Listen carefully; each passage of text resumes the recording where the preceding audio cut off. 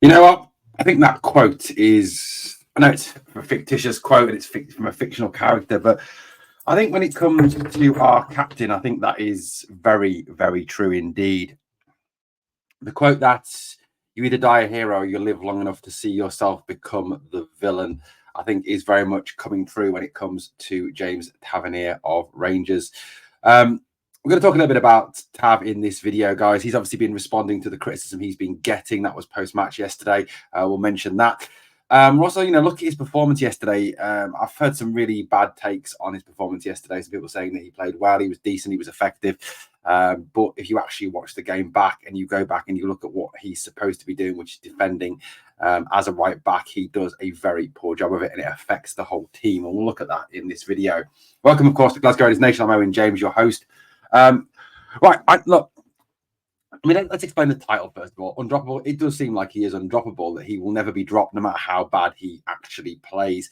I think Clement had the perfect opportunity yesterday to rest him. It was only St Johnstone. It was coming off the back of a European game. He was hooked after 61 minutes because he was appalling on Thursday night. It would have been a great chance to actually, to rest him and to play Big Cass. I thought Big Cass looked good again when he came on last night. I think Big Cass is probably the best right back we've got at the club, yet we persist with someone who realistically isn't fit to lace Big Cass's boots. If you watched the game last night, we'll get to what James Tavernier said in a minute, but if you watched the game last night, how many times is John Souttar playing right back? How many times is John Souttar pulled into the right back slot because James Tavernier is not there? There was time, I think it was the second half, when I actually said, is Tav still playing? Where is he? Where's he gone? And I think I made the joke of the lesser spotted Tav, because he was nowhere to be seen. But you watch the game back, particularly second half, and you see constantly Souttar and even Tierney to some degree as well, covering the right back slot constantly. And then you wait and you watch, and if you keep watching, eventually this slow-moving, jogging figure will come into picture as he jogs back towards the defence in a can't-be-arsed kind of manner. So, that's another thing. There's no urgency to his track back. You watch how he tracks back, and he just jogs. He just genuinely jogs. I think there was an incident in the Hibs game where he's jogging back, and Connor Barron and Václav Černý actually or was it Tom Lawrence? It was Tom Lawrence, who's not the fastest. Tom Lawrence and Barron actually overtake him, chasing back one of the Hibs players. I mean, where's the captain busting a gut, especially, when he talks about leading by example, which you'll see in a minute in the quotes. I mean, where's the example in that? Just jogging back like you don't give a shit. I don't get it. I personally don't get it. I think the danger has become that there's a lot of very realistic Rangers fans who understand what football is, understand the game, who genuinely understand football and understand that Tav has come to the end of his time. And no matter what you think of him, yes, he has been a great servant for the club. Yes, his attacking numbers are very good indeed. But, there's a lot of very realistic Rangers fans who actually understand the game of football, who know that this is the end of Tav, that he needs to be moved on, that he needs to be dropped, that he needs to not play week in, week out, because he can't at his age. His legs aren't up to it anymore. He hasn't got the pace to get back. His defensive skills are poor. He really is, you're becoming a weak old man, as Darth Vader once said to Obi-Wan Kenobi. Star Wars reference as well as a Batman reference. There we go.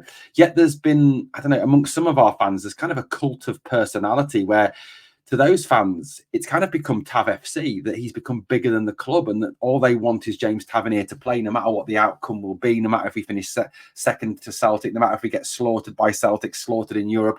They don't care. As long as James Tavernier plays, as long as their little boy hero plays, they're not really genuinely bothered. There's become such a cult of personality amongst a small clueless group within the fan base that that it really is a concern, and I emphasize that they are clueless, absolutely clueless. What did James Tavernier have to say in his interview that he gave post match as regards obviously the criticism that he has been getting from the fans?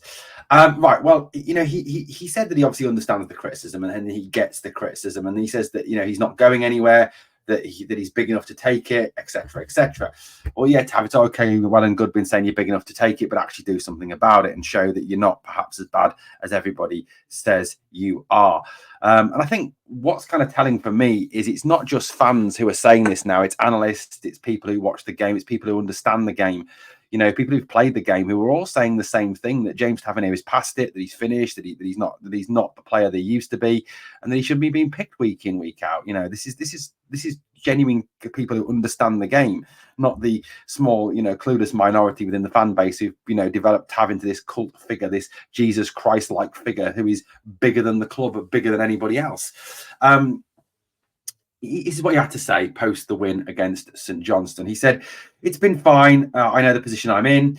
I'm on the front line, so I'm going to get the criticism, but I can fully take it. I've been here a long time. It's just about me putting in the performance and trying to lead by example." Well, you're not doing it, James. That's the thing. And I think that's the worrying thing, that he thinks that, you know, that he's in a position to do that. You know, you watch him play week in, week out, and he isn't in a position to do that anymore. You know, he hasn't got the pace to keep up. He hasn't got the pace to track back. And we know full well that in January, if he starts against Celtic, Dyson Maida will make him look like an absolute mug yet again. And Dyson Maida, who is a very average footballer, as we've seen when Celtic play in Europe or against anybody half decent, he makes him look like prime CR7. And it's a bit of a joke, really. You know, I think if you put Cass out there or Sterling out there in the Old Firm, that you don't see Maida for the entire game. You really don't. You take out one of their attacking options, an area they've exploited time and time again in recent Old Firms. Tav went on to say, Vass has pulled off 2 great goals today, and he's been working hard at it. We probably missed a little of it in our final third, but we defended really well. It's disappointing to see Yanis getting sent off after coming back, but you saw the reception that he got today from the fans. That's great to see. And yes, it was great that Yanis was back. Great to see him back. And I've got a lot of criticism for this, but it's not a bloody red card. I'm sorry, you're not going to persuade me. It ain't a red card. Watch it back. Look at the rules of the game. No malice, no intent, no endangering the opponent. Therefore, not out of control. Therefore, not a red card. In England, that will be overturned. Guarantee it. PGML guidelines goes to review of the Premier League. In England, it's overturned in England. And I've seen those overturned in England. So I'm sorry. Scottish refereeing, SFA, fucking clueless. He was asked about if there's something missing in the consistency of results and performances for Rangers. He said, "I think in the big games, it's just the fine details being clinical." I mean, to some degree, it is the being clinical that is missing, but I don't think it is just the fine details in big games, James. I think you're kind of completely missing the point there. You know, as regards to games against Celtic, games against Lyon, it's just been outclassed. It's been played through easily in midfield, massive gaps in the midfield where teams are just passing through us, teams constantly coming down your wing and getting in behind us because the centre backs are being pulled out of position constantly to cover for you, you know, which is creating gaps in the middle. You know, it's simple football tactics, yes, but it's not fine details, James. It's actually you failing to understand what's actually happening and what you're causing in this team. We are a young team. Well, you're not, James. We are gelling still and improving as a squad. We're going to get better and better. It's just and you know, I ain't seeing it, mate. I ain't seeing us getting better and better. And Clement said, you know, you'll see the best of Rangers in October and November. Can we have a date? Can we have a date? Because it's the 7th of October today, and I ain't seen the best of us yet. It's just taking those fine details in the final third, and even defensively trying to keep as many clean sheets as possible.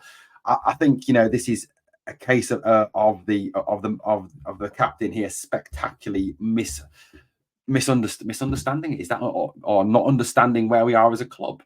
You know, I don't think it is just the fine details. Yes, we do miss a clinical nature in the final third. Yes, we do miss a lot of chances. Yes, Cyril Dessers is not up to the task. Yes, the cutting edge is not there in the final third. Yes, that's true. But it's not just that. It's the fact that we are constantly exploited down the right-hand side of our defence, where James Tavernier is, because he's not up to it anymore. It's the fact we are constantly passed through because the gaps in midfield are so huge.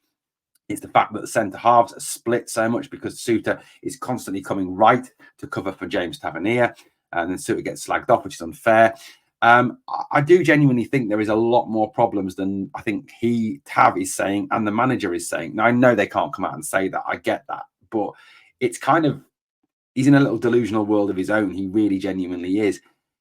The best thing for Rangers, realistically, moving forward now as we go into the, you know, after the international break and we come back, is to drop James Tavernier. I mean, personally, if I was the manager of Rangers, I'd put him in the B team until the end of the season and get rid of him at the end of the season. Let him have his pathetic little testimonial. Just to note here, on this channel, we will not cover the testimonial. But, you know, if he gets one. But at the end of the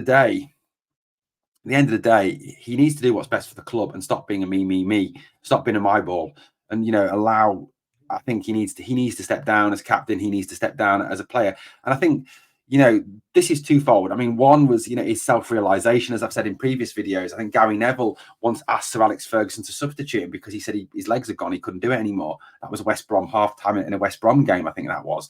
And Jurgen Klopp, I mean, Jurgen Klopp, real proper manager, had the balls to drop his captain. Jordan Henderson was Liverpool captain, didn't play every game. You know, and when I talk about him being dropped, and you get fans saying you can't drop him, he's the captain. Yes, you can drop him, he's the captain. Jurgen Klopp dropped Jordan Henderson on a number of occasions. Why? Because one, Jurgen Klopp had balls, and two, Jurgen Klopp is a proper, real manager, not the joke that Philippe Clement is, who's scared of his captain. Guys, I'd love to know your thoughts, your opinions on James Tavernier. Look, I'm not convinced on him.